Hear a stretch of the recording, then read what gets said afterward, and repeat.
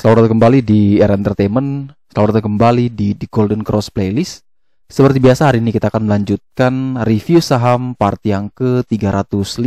Namun sebelumnya, bagi teman-teman yang mungkin belum subscribe channel YouTube ini, sekali lagi jangan lupa tekan tombol subscribe, nyalakan lonceng notifikasinya agar teman-teman tidak pernah ketinggalan informasi-informasi terbaru dari channel ini. Di part yang ke-305 hari ini, kita akan kembali mereview ada 6 saham, di mana ada saham ISAT, Nikel, BKSL, LSAT, Tekim, dan saham MAPI. Di mana ke-6 saham ini adalah semua saham yang saya ambil dan saya pilih dari grup alert White Demand Alert dari The Golden Cross, dan ini semuanya dekat dengan PBL, dekat dengan support. Namun sebelum kita lanjut ke reviewnya, maka terlebih dahulu saya secara pribadi dan Joran Investama mengucapkan selamat merayakan Hari Raya Idul Adha. Semoga teman-teman semua yang merayakan dapat senantiasa diberkahi, dan semoga semua yang diupayakan atau semua yang diinginkan, semua pekerjaan apapun itu, semua senantiasa selalu dibimbing oleh Allah Subhanahu wa taala. Oke. Langsung saja, saham pertama yang akan kita review kali ini adalah saham Indosat, di mana saham ini ditutup naik 1,23% di harga 6.150.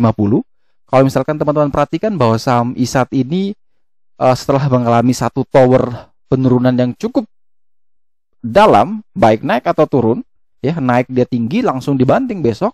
Namun setelah itu dia mulai bergerak sideways, dan sideways-nya ini menurut saya pribadi adalah sideways yang menarik karena sideways-nya berada di atas PBL. PBL di 6.000, saat ini dia di 6.150, artinya hanya beda 150 poin. Dan bagi saya itu jaraknya tidak terlalu jauh. Sehingga kalau teman-teman yang ingin membeli emiten ini, maka silakan bisa mempertimbangkan untuk mengambil saham ISAT dengan rentangan buy dari 6.000 sampai dengan 6.150 ya. Itu bisa teman-teman pakai dari range itu. Tapi kalau merasa bahwa 6.150 terlalu tinggi, bisa disesuaikan juga mungkin dari 6.000 sampai dengan 6.100. Yang terpenting adalah level 6.000 itu jangan sampai jebol. Kalau dia masih bisa kuat dan bertahan di atas 6.000, maka ada peluang ISAT bisa technical rebound. Terdekat dia akan kembali menguji 6.225, dan target jauh adalah menuju ke 7.200 sebagai level PBH. Akan tetapi kalau misalkan teman-teman terlanjur membeli, katakan dia 6.025, 6.050, dan ternyata dia jebol di bawah 6.000, langsung prepare cut loss kurang lebih di area 5.900 sampai dengan 5.950. Itu teman-teman bisa pakai sebagai batasan untuk cut loss. Akan tetapi kalau ternyata memang teman-teman hari efektif nantinya ketika open marketnya dibuka dan ISA turun dibanting di bawah 6.000, ya jelas mending kita wait and see terlebih dahulu. Kita hanya akan masuk kalau memang ISAT bisa bertahan minimal sama dengan harga 6.000. Selanjutnya saham kedua yang dekat dengan PBL juga adalah saham Nikel, di mana saham ini naik 3,24% di harga 1.115, di mana di hari sebelumnya juga mengalami kenaikan, dan akhirnya dia berhasil breakout, ya, berhasil melewati area PBL hari ini di harga 1.090 dan closingnya di 1.115. Kalau kita melihat review sebelumnya tentang nikel, atau mungkin teman-teman bisa melihat dari The Golden Cross aplikasi, ya. Kalau teman-teman yang tergabung di premium harusnya bisa mengecek akan ada breakout, dan harusnya sudah bisa mengambil posisi terlebih dahulu, ya. Itu seharusnya bisa dapat lumayan beberapa tick dari harga opening kemarin, ya. Nikel terakhir kita review di part 298, dan dia berhasil melewati 1.090 di hari ini, dan next targetnya dia adalah menuju ke PBH di 1.405, dan target jauh menuju 40 hari harga tertinggi di 1.435. Bagi teman-teman yang baru mau membeli, memang jarak saat ini sudah kita tidak katakan bahwa jaraknya dekat dengan PBL, akan tetapi indikator masih menunjukkan bahwa masih berada dalam kategori low risk, karena jarak dari harga saat ini menuju support dibanding dengan jarak saat ini menuju ke target kenaikan ke 1.400 masih lebih besar rewardnya, sehingga masih memungkinkan buat kita untuk mengambil titik entry. Tetapi lebih direkomendasikan, lebih disarankan kalau bisa teman-teman bisa ambil kurang lebih di 1090 sampai dengan 1105 ya. Itu teman-teman bisa pakai juga di sana untuk mengantri menunggu. Kalau sudah dapat, langsung prepare cut loss ya di 1050 sampai dengan 1060, mungkin teman-teman bisa pakai cut loss di sana. Dan kalau ternyata dia opening dibanting di bawah 1090 ya jelas mending wait and see terlebih dahulu. Tapi kalau bisa kuat dan bertahan, maka mending kita langsung ambil posisi di range buy yang menurut kita sudah aman sesuai dengan preferensi resiko kita masing-masing. Emiten selanjutnya yang memiliki harga penutupan hari ini dekat dengan PBL adalah saham BKSL, di mana saham BKSL ini berhasil breakout melewati area resisten PBL kemarin, yang mana saat ini sudah berubah menjadi support PBL terkuat, support paling kuat untuk BKSL di harga 54. Closingnya di 55, artinya ini bagus sekali. Dan teman-teman yang mungkin baru mau membeli, maka masih bisa dipertimbangkan buy area dari 54 sampai dengan 56. Targetnya masih jauh menuju 68 sampai 79 dan prepare batasan cut loss kurang lebih di area 5152. Ya, jadi kalau dia masih bisa kuat dan bertahan di atas atau sama dengan 54, maka BKSL masih sangat-sangat aman untuk kita koleksi. Tapi kalau jebol di bawah 54, ya kalau terlanjur beli kita cut loss, kalau belum beli, ya jelas mending kita wait and see terlebih dahulu. Setelah BKSL, selanjutnya saham yang dekat sekali dengan PBL, yang nempel dengan PBL adalah saham Elsa, di mana hari ini naik 2,32% di harga 264 di saat indeks kita minus cukup dalam. Tapi Elsa masih bisa mencatatkan kenaikan 2,32% dan kenaikan ini tepat sekali closing di harga PBL. PBL-nya 264, closingnya pas di 264, sehingga ini masih dilema antara 264 ini sebagai resisten, masih belum breakout, atau dia sudah jadi support. Nah, untuk memastikan itu, maka kalau teman-teman hari berikutnya teman-teman melihat Elsa bisa naik melewati 264, silakan pertimbangkan buy 264 sampai dengan 268. Target kenaikan adalah menuju ke 288 sampai dengan 338. Dan prepare batasan cut loss kurang lebih di area 258 260 ya. Teman-teman bisa pakai area cut loss di situ atau bisa atur sendiri sesuai dengan preferensi risiko masing-masing. Bisa minus 3%, bisa minus 5%, bisa minus 10%, sesuai dengan preferensi risiko teman-teman. Seberapa besar teman-teman bisa ikhlas ketika dia ternyata tidak naik malah turun. Nah, teman-teman cut loss. Nah, ketika cut loss itu seberapa besar teman-teman bisa ikhlas merelakan uang tersebut hilang, beneran hilang gitu. Jadi bukan floating loss, tapi beneran kita sudah realisasi lossnya. Nah, itulah yang bisa teman-teman atur, teman-teman ukur agar teman-teman bisa selalu nyaman ketika trading, sehingga tidak terbebani oleh sesuatu yang mungkin akan merusak psikologi di trading-trading berikutnya. Jadi sekali lagi untuk Elsa, kalau ternyata bisa melewati 264, mungkin 264 dia naik ke 266, 268 langsung buy. Ya, targetnya tadi sudah diinformasikan dan cut loss sudah diinformasikan.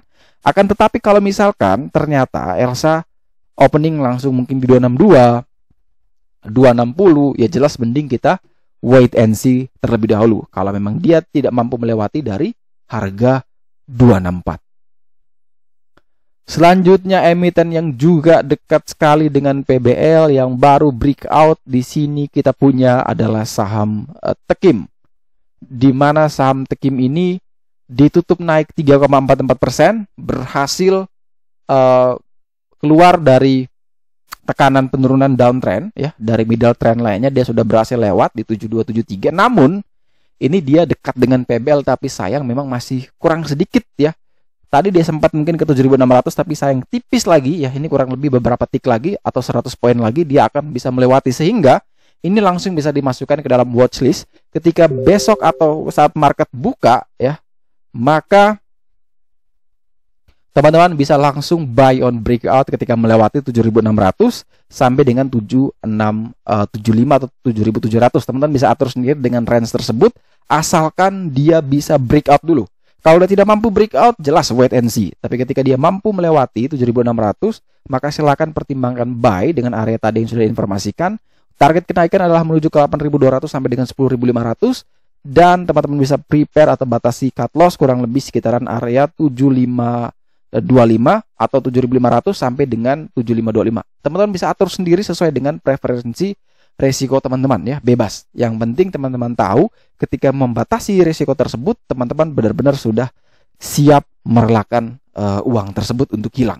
Karena di trading kita tidak boleh terlalu baper, tidak terlalu bawa sesuatu ke dalam trading kita, karena selalu saya percaya bahwa yang menentukan teman-teman berhasil atau tidak dalam trading itu adalah mindset, psikologi, dan money management. Itu poin penting karena itu yang tidak bisa dikontrol oleh siapapun. Jadi kalau misalkan saya bilang Tekim bagus kalau breakout begini-begini, kalau teman-teman tidak beli kan juga tidak akan ada aksi buy yang bisa membuat teman-teman cuan ataupun loss.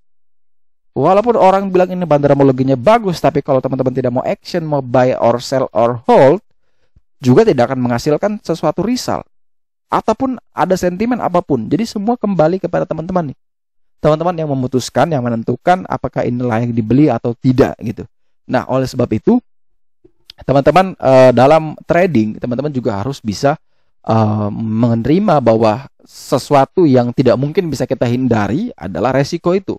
Makanya banyak dari kita diajarkan bahwa dalam trading tugas kita itu bukan seberapa banyak kita mencari cuannya ya, itu bukan poin penting, tapi seberapa besar kita mampu meminimalisir resiko. Karena ketika kita sudah mampu meminimalisir resiko, ya cuannya pasti mengikuti. Karena apa? Kamu sudah tahu tuh, oh ini resikonya rendah, buy. Kalau ternyata dia belum naik, ya sudah, tidak ada yang salah. Ini kita belajar sebagai seorang pedagang yang memang sekali lagi selalu saya jelaskan bahwa ya ada resiko ketika kita mau berbisnis atau berdagang. Beda sama investor, dia tidak perhatikan naik turun harga dalam time frame tertentu, tapi dia melihat kinerja perusahaan dari masa ke masa, yang mana dia akan mendapatkan sesuatu di masa yang akan datang. Bisa passive income melalui dividen, atau bisa penambahan kenaikan capital gain dari hasil investasinya di emiten tersebut. Tapi kalau seorang trader adalah kita mencoba membeli harga semurah mungkin, kalau bisa kita jual semahal mungkin. Dan di sini masih ada banyak sekali, ada 600-700 saham, sehingga kita tentu kalau misalkan satu gagal ya, kita daripada kita menunggu dia sampai balik lagi, katakan minus sudah 30%, kita masih hold terus. Awalnya trading, akhirnya invest, terus masih hold, akhirnya kita kehilangan begitu banyak momentum. Kecuali catatan kamu punya banyak duit ya. Tapi kalau pada umumnya ketika uang kita pas-pasan, kita baru pertama kali terjun langsung all in, tidak mau cut loss, akhirnya apa? Kita hanya bisa melihat bahwa trading saham itu seperti judi. Karena apa? Ya kita yang salah gitu, bukan alatnya ini, bukan marketnya, tapi kita sendiri yang menempatkan posisi itu ke sesuatu yang menurut kita ya salah. Jadi kalau teman-teman yang baru belajar trading, maka saya selalu percaya ada yang namanya beginner luck ya, dimana ketika kamu baru mulai trading biasanya akan dikasih profit.